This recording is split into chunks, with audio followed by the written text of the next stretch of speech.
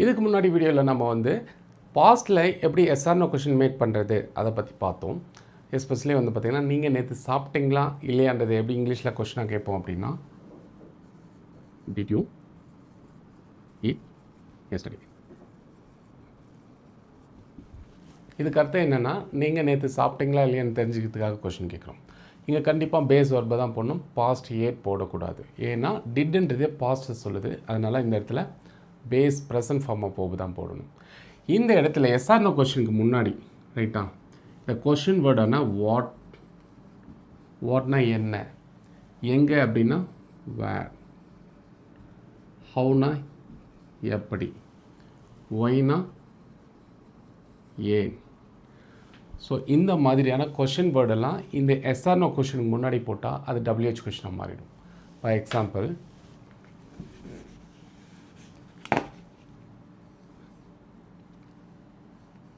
Date. இப்போ what எடுத்து இந்த இடத்துல ஆட் பண்ணுறேன்.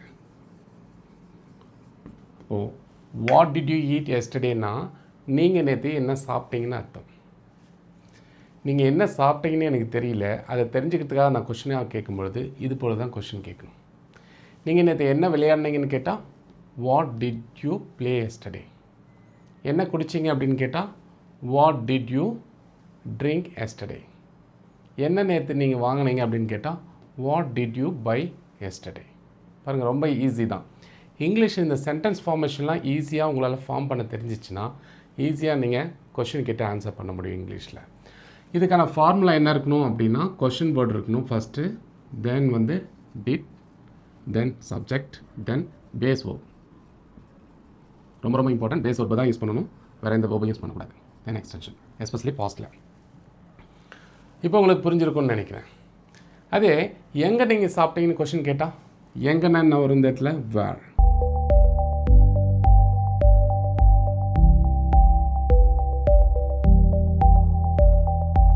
நீங்கள் நேற்று எங்கே போனீங்கன்னு கொஷின் கேட்டால் where did you go yesterday. எங்கே நீங்கள் நேற்று கிரிக்கெட் விளையாடுனீங்கன்னு கேட்டால் where did you play cricket.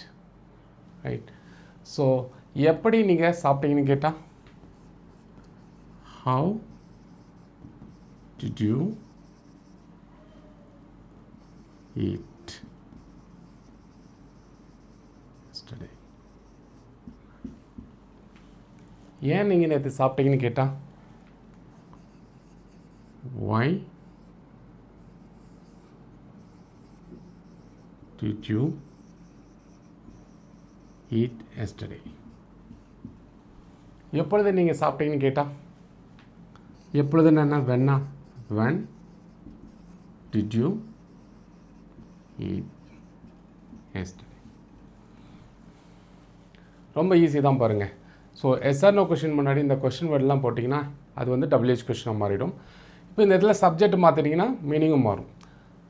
What did you eat எஸ்டர்டேனா நீங்கள் நேற்று என்ன சாப்பிட்டீங்கன்னு அர்த்தம். அவன் நேற்று என்ன சாப்பிட்டா அப்படின்னு கொஷின் கேட்டால் இந்த இடத்துல யூக்கு பதில் என்ன போடலாம், ஷீ போடலாம்.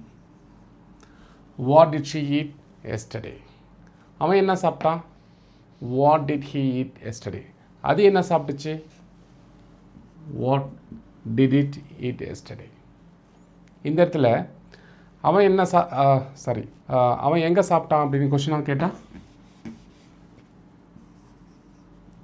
வேர் டிட் ஹீ ஈட் எஸ்டர்டே. அவன் எங்கே சாப்பிட்டா அப்படின்னு கொஷினாக கேட்டால் where did she eat yesterday. அவர்கள் நேற்று எங்கே சாப்பிட்டாங்கன்னு கேட்டால் where did they eat yesterday. இந்த மாதிரி நீங்கள் எவ்வளோ கொஷின் வேணாலும் ஓனாக மேக் பண்ணலாம்.